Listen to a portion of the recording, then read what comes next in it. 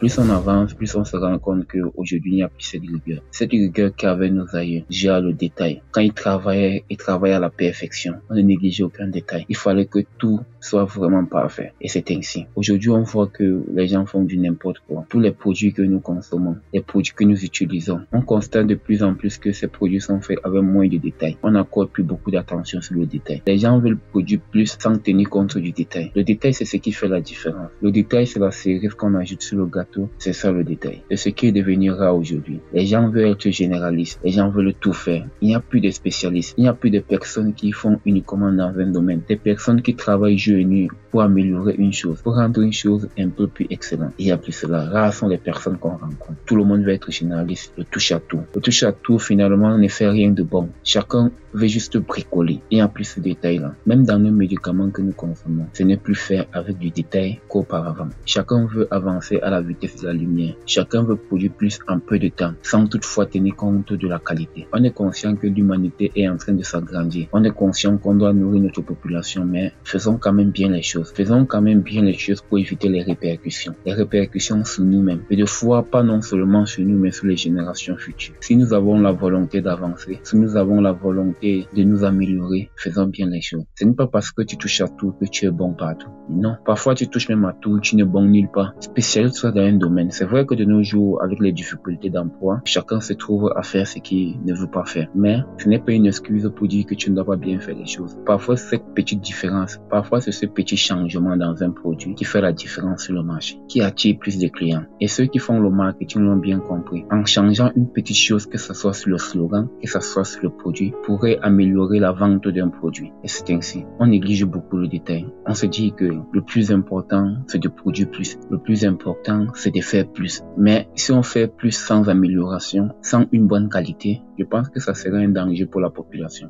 même dans votre propre vie. Parfois, le petit détail que vous négligez est souvent la cause de votre échec, est souvent la cause du mépris qu'on a envers vous. Le petit détail. Parce que vous ne prenez jamais les choses au sérieux.